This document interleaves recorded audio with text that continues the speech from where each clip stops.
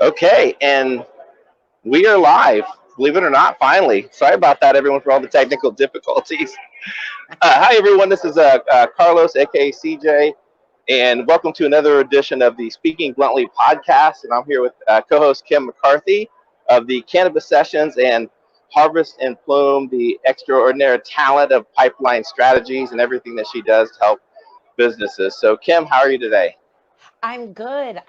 I'm jealous. I am so jelly right now. I and I used to live in Vegas, so I know where you are, and I know the smell, and I know the feel and the energy. So I'm excited for you. Yeah, well, I know the energy's here. Can you believe there's close to 30,000 people in attendance this year? And that's only for MJ BizCon, right?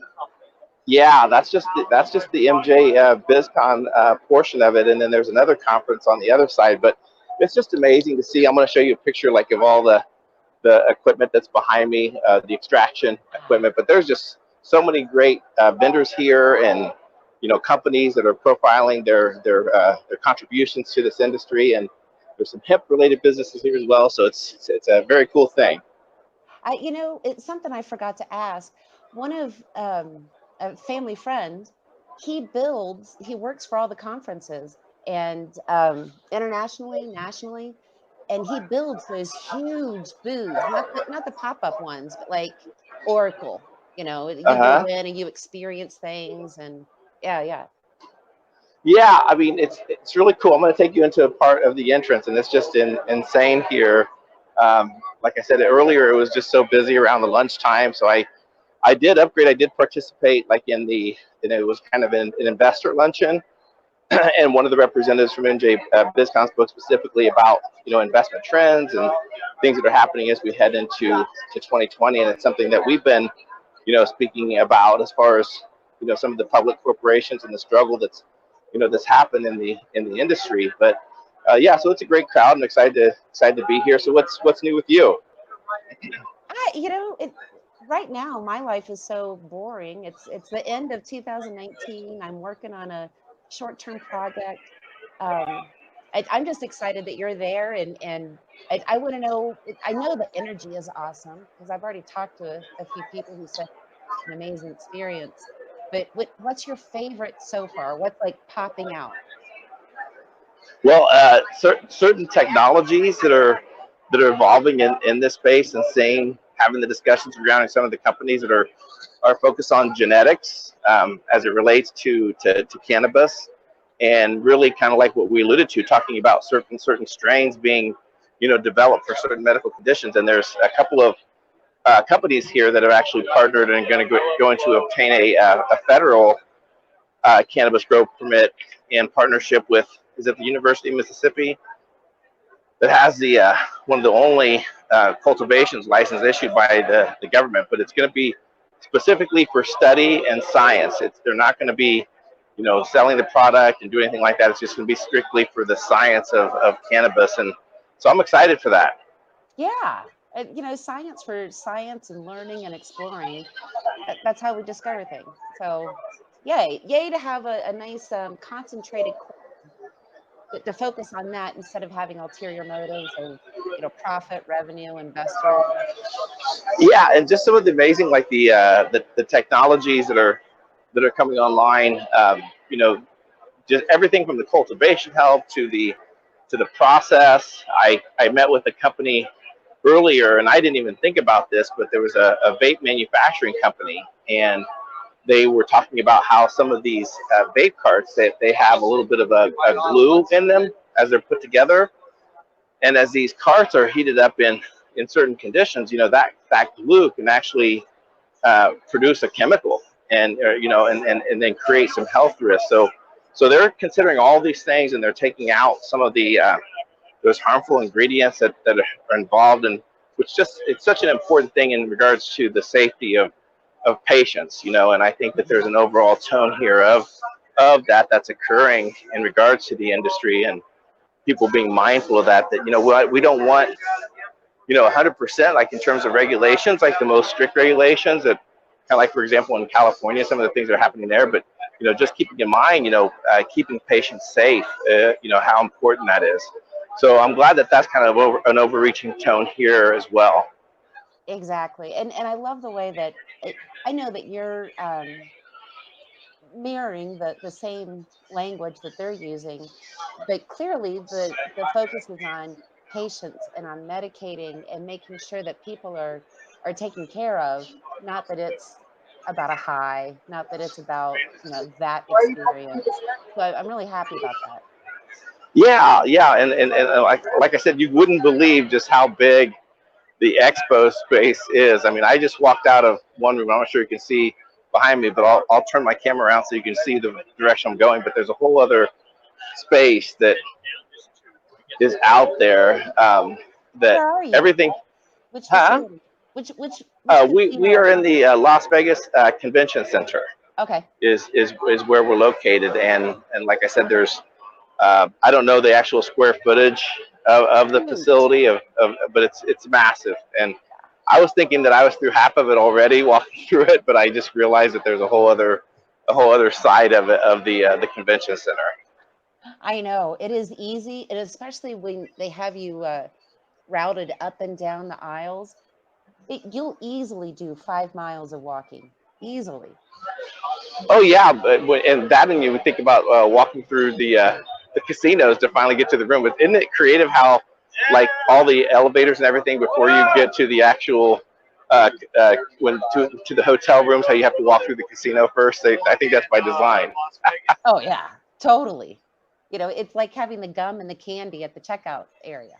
Yeah, and I think in part two, the other thing is the international presence that's here as well. Uh, Oh, Kim, tell it's me. it's it's a huge international presence that we're seeing, not only foreign investment, but also international companies. One of the companies was sharing, they were a Central American company, how they just received Oh, their there's a GMP. guy behind you with a green head. Uh, yeah, I'm not sure. It must be a mascot of one of the companies that's here.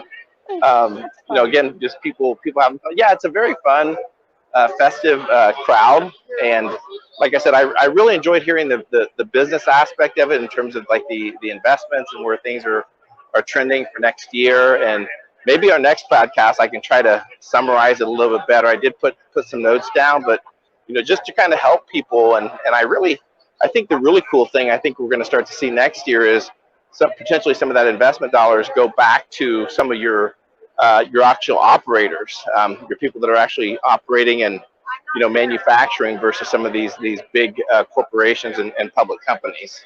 Hmm. So I'm sorry, and I interrupted you because the green guy, but No, that's okay. so we were Oh, talking about the international attendees. yeah, the international presence. Yeah, so companies that are really doing some really cool things internationally. And so I know sometimes when we have our conversation, we think more here centrally in the United States, but it's kind of interesting to see that these conversations are happening around the globe. And people are very excited about this industry and space. It's just a matter. 2020 I think is probably going to be one of the most dynamic years for our industry, and I think it's going to continue that way for at least the next 5 years. And people sharing that, like, every day that people are coming up to them and saying, "How do I get started in the industry? Where can I get involved?" And what's really neat about it is there's certain previous professional careers, whether it's chemistry or accounting, so many different previous experiences that people may have regarding education that transcend into this industry, as you know that, Kim. Oh, it isn't amazing because I get a lot of people, hey, how can I get in? And honestly, I think, oh no, no, no, you can't just do that. You need a pre-launch plan to get into this industry. If you wanted to just ask, how do I get in? That was about 5, 7 years ago. Yeah, yeah. Especially if you're rolling in your own dollars, or you're tapping into your own retirement or your nest egg to do it, is something to be very very mindful of and cautious at the same time. Yeah, exactly. So, Yeah, but it's yeah, good. go ahead. No, I was just gonna say it's just massive. It's just truly amazing to see the different companies, the lighting technologies, and also the concern in regards to the thinking green. As you know, the cultivations, in particular with the indoor grow, with the amount of energy consumption. So it's kind of nice to hear the conversation already being made is that, how do we become more efficient as an industry? What can we do to, reduce our carbon footprint and some of these sciences that are occurring? And I think that's so important, as we're using hemp and cannabis and everything, that we're not at the same time, you know, creating pollution and waste, everything from the plastic bags, the secured bags at the dispensaries, to any of the paper and stuff like that. How can we get more creative, and potentially that could be maybe envision hemp security bags that can be reused or a lot easily biodegradable. Exactly. We already know they're just taking it up a couple more levels because, cotton, for example, it takes what, like 10 or 20 times the amount of water that hemp does, much Yep. less how it destroys the soil and it has to be taken out of rotation for 3 years after harvest, blah, blah, blah. And Hmm. excuse me. And just that whole concept of having a green footprint and how can we continue to make this industry more sustainable. Kudos, way to go. Fist pump. Yeah, You get it big going right time. at the start. Yeah, big time. And it's also there was one gentleman he spoke. It was kind of funny.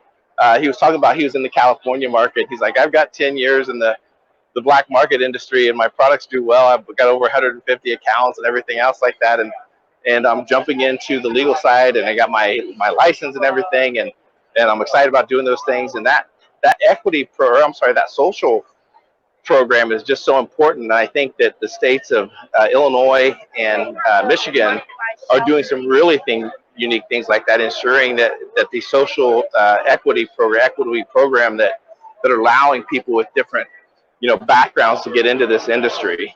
Uh-huh. Yeah. It's you've already passed it, but in the background, it's one of those circular signs, and it's for the brand PAX, PAX. Are you Uh-huh. are you familiar with them? No, I'm not. What is it? You should Oh, I go see it. over. Yeah, they do. Well, at least I'm familiar with one of their products, and that's a vaporizer. And Okay. and I like it a lot because the cartridge, it has there's a chip in it, so you can control the heat, of course. You can do it through an app on your phone. But what I love Uh-huh. most about it, it's really, really smooth. There's no well, for me, there is no coughing, but the cartridge has a magnet on it, so it just goes and it like sucks it right in. Oh, So there's no really? screwing. Try it out. It's a great vaporizer. I like it. So that's it right there, right? That's it. Okay. And this is not sponsored. It's Believe me, we are Yeah, not they're sponsored not by promoting PAX. our podcast. But PAX, if No, you want to, you can they sponsor us. Give us a call. well they have a pretty significant booth space here. Yeah, they nice booth, and looks like they're doing all kinds of unique things. But I'll definitely will pick up some of their product literature and check it out. Yeah, if anything, just play with it and you'll feel the difference when you put a cartridge in because it just goes tick and that's it. Oh, awesome. Yeah. Well, I will definitely have to check that out. So yeah, so everything from media companies to some of the clothing companies, especially some of the compliant clothing that people wear in some of the processing areas and then the grow areas. Yeah. Everything from certain gloves that are better to help, as far as part of the cultivation of working in these fields. But yeah, I don't think that there's anything. Gosh, it's just so exciting. There's so much different products that are coming online, and maybe next year we can make a plan to try to get here and do a live stream together. How's that? I love that idea. Let's seriously, let's make it a date. Let's do that. Okay, let's do that. And again, I know that you're probably working on the December's already out for Harvest and Plume and the cannabis session. So what's next down the road for your publications? I have, one of the things that would be great for people to participate in, and that is for Harvest and Plume. Both magazines always have recipes in them, but for Harvest and Plume, I ask for people to submit their recipes, Uh-huh. resumes, because that's what I do in my other job. Oh yeah, yeah, yeah, yeah, Kind of yeah. pipeline strategies. But yeah, about recipes, hemp recipes. Uh, Okay, so I think I hopefully, saw that. That's pretty cool. yeah. So I'd like to have some more participation with the publications, just to know that people are interested, and so that they can say, "Hey, I contributed this." It's not one of those call to actions where I'm just putting you on an email list, you know. Yeah, yeah, I love it. I love it. But aside from that, it's still educational information. I'm going through a list of links of information to make sure, is this applicable, and is there a bridge that's taking it from month to month to month. So that's what I'm doing right now. Yep, very cool, very cool. And and then we'll be together again next Thursday at 5 p.m. Eastern, right? Is it 5 p.m.? Gosh, here Yeah. I go again with this time thing, Kim. 5 o'clock you, 3 o'clock me.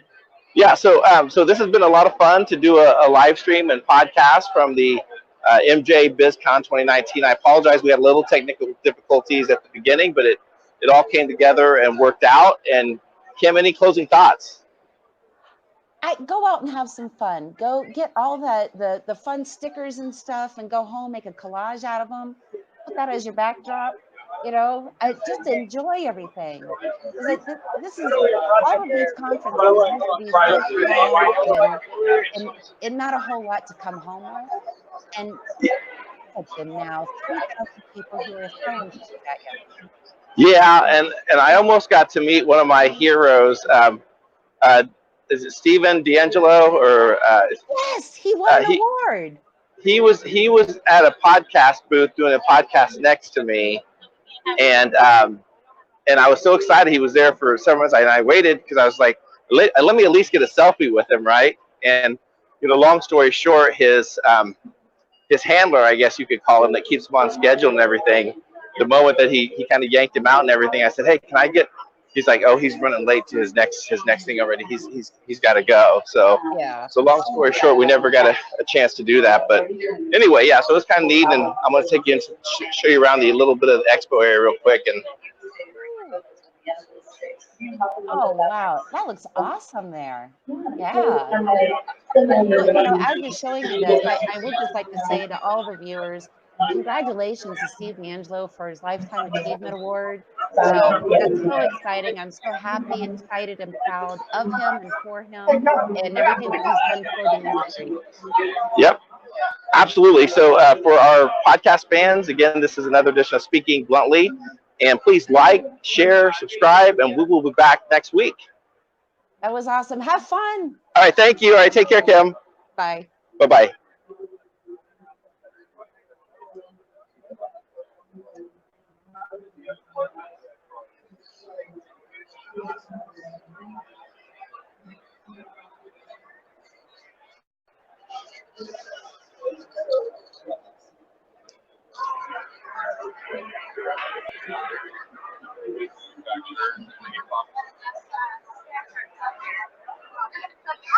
Hi.